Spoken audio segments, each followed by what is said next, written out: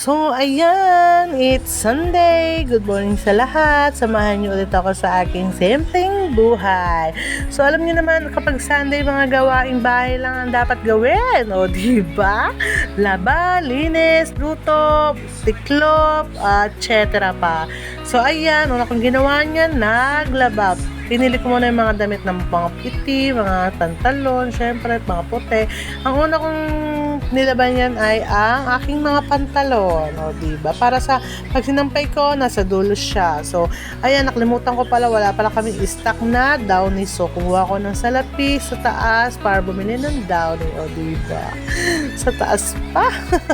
Nakatago ang aming salapi. Joke, sharing. Tapos yan, bumili muna ako ng downy sa labas. Tapos niyan, sinalang ko na yung mga pantalon. Tapos, nagsilong na ako ng sampay niyan para magamit ko ang mga hanger. Pati sa labas, sinilong ko na rin para pag nagsampay ako, wala nang kalat. So, ayan, o diba? Tapos niyan, nagtiklop na ako. Diba, caring-caring lang naman yung mga gawaing bahay. Sa isang katulad ko. Wow! Pero hindi, carry lang naman talaga. Tapos niyan, nagluluto yun ang ate ko kasi death anniversary ng nanay ko, ng mudra ko, ng sopas, nagluto kami niyan. Yan nga. Tapos, pagtapos niyan, parang sabi ko, tapos na ang aking labahin. So, kinuha ko na yung mga nilaban kong mga pantalon. Tapos, sinampay ko na rin. Tapos niyan, sinalang ko na rin yung pangalawa kong salang, yung mga t-shirt ko. So, ayan nga, sinalang ko na ulit. Pagtapos nun, nagsampay na ako niyan sa labas, hindi ko na nakuha. Siyempre, nasa busy ako niyan. Tapos ayan, nasa puti na ako. Nano ko muna yung mga puti. Binabad ko kasi mga daming mancha. Mga pagbata, daming mga mancha-mancha ng mga daming t-shirt nila.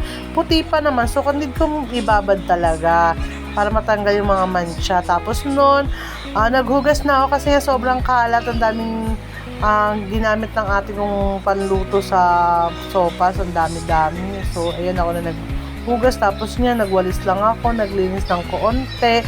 Tapos niya, nagkanta ako. So, nag-concert ako with FB Live pa. O, diba? Parang ano lang.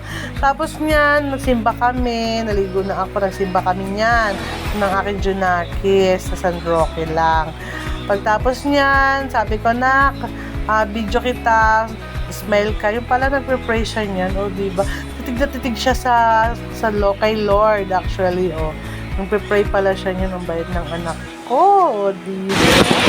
Kasama sa mga ipinapadalangin natin sa pagdiriwang ng isang lugar, ang panadjero payuno, vertical kaibigan, Danilo Guerrero. Pinamisahan ko kasi ang aking nanay tsaka tatay. So, ayan lang ang mga kaganapan sa aking simpleng buhay. Ayan lang for today's video. Bye-bye!